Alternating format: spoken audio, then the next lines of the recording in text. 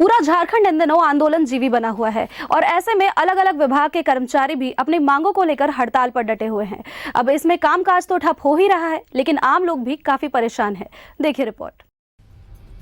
903 मांग को लेकर राज्य के समाहरणालय कर्मचारी पिछले 22 जुलाई से अनिश्चितकालीन हड़ताल पर है।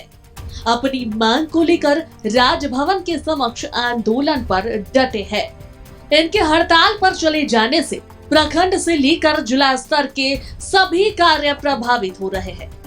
30,000 से अधिक जाति आवासीय और आय प्रमाण पत्र पेंडिंग हो गए हैं। उपायुक्त के अधीन होने वाले सभी विकास कार्य पूरी तरह से प्रभावित है, जिसका सीधा खामियाजा आम लोगों को भुगतना पड़ रहा है। 2 साल से हम लोग लगातार मांग कर रहे थे, अपनी मांगों को सरकार के समक्ष लिखित रूप में रख रहे थे। किसी भी तरह का कोई पहल नहीं किया गया।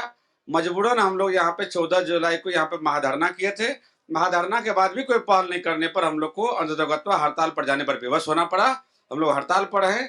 सरकार के असर से अभी तक कोई औपचारिक या अनौपचारिक कोई वार्ता के लिए पहल नहीं किया गया है। हम लोग का पूरा ऑफिस बंद हो गया है।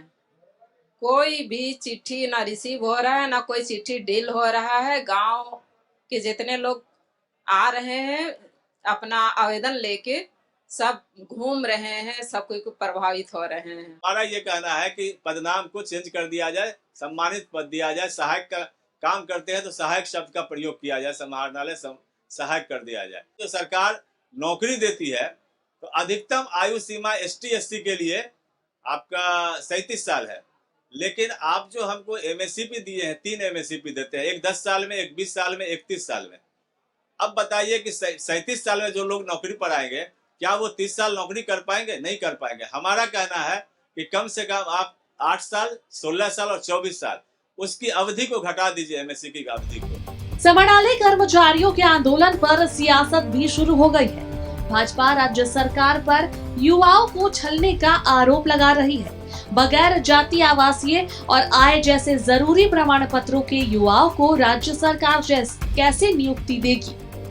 वहीं आंदोलनरत कर्मचारियों के प्रति सरकार संवेदनशील है, यह बात सत्तारूढ़ दल JMM और कांग्रेस का कहना है।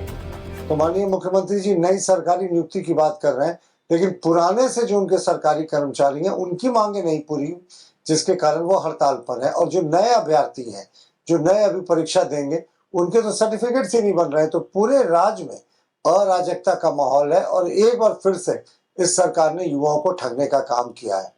चुनाव के दरमियान कुछ संगठनों की मांगे सामने आती हैं, ये स्वाभाविक है और सरकार भरसक प्रयास करती है पूरा करने का, अगर वो सरकार संवेदनशील है। ये सिर्फ राजनीति करने के लिए इसको हवा देने का काम किया जा रहा है, लेकिन जो जायज मांगे हैं सरकार निश्चित रूप से उसको पूरा करेगी और पूरा करने के लिए प्रक्रियाधीन।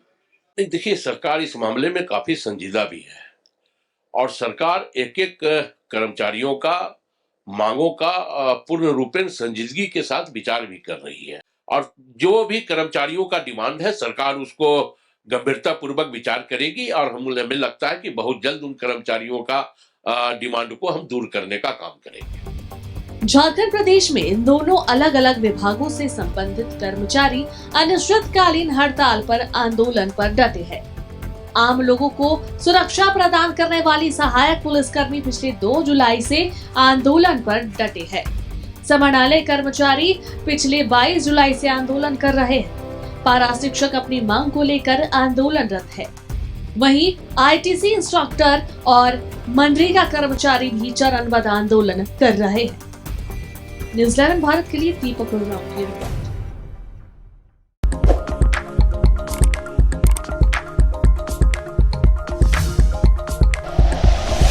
Like and share videos, subscribe करें हमारा चैनल और प्रेस करें बेल आइकॉन। न्यूज़ 11 भारत, सच है तो दिखेगा।